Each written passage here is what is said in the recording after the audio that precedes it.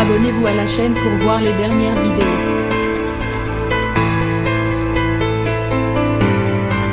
Il était l'un des plus grands chanteurs de sa génération. Le 14 janvier 1986, Daniel Balavoine s'est éteint à l'âge de 33 ans. Alors qu'il était au sommet de sa gloire. Présent à des fins humanitaires sur le Paris-Dakar, le célèbre rallye auquel il avait déjà participé à 2 reprises. L'interprète de Mon fils ma bataille a perdu la vie dans un accident d'hélicoptère dans lequel se trouvait également Thierry Sabine. Le créateur de la course, 2 passagers dont une journaliste et le pilote. Les conditions climatiques étant de plus en plus mauvaises. L'appareil a percuté les dunes du désert du Sahel. Véritable icône de la chanson française. La mémoire de Daniel Balavoine continue d'être honorée, 35 ans après ce terrible drame. Le souvenir est douloureux pour sa fille Johanna, née 5 mois après l'accident qui a emporté son célèbre papa. Si elle a été bercée par les tubes de Daniel Balavoine, la jeune femme a grandi avec le manque d'un père.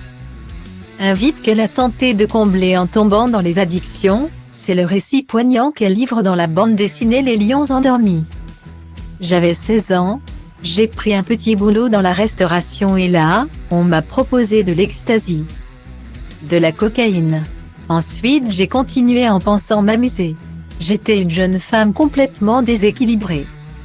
A-t-elle confié dans les colonnes du Parisien avant d'ajouter, être un enfant posthume. C'est la première graine.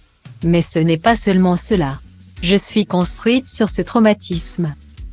Je n'arrivais pas à comprendre pourquoi je n'avais pas le droit d'avoir un papa.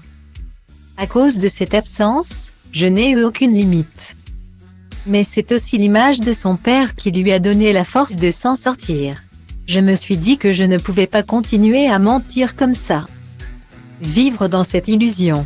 Que je ne pouvais pas détruire son héritage. J'aurais aimé qu'il soit fier de moi. A-t-elle ajouté. Les paroles du chanteur, sa voix l'ont bien sûr accompagné au quotidien. Et pour sentir sa présence, Johanna Balavoine ne se sépare jamais de la boucle d'oreille de l'artiste.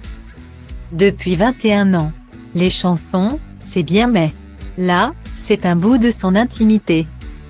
Un contact physique avec lui. Je n'ai jamais eu un câlin, jamais eu d'intimité avec lui. On se raccroche à ce qu'on peut, a-t-elle expliqué. Il restera à jamais son héros.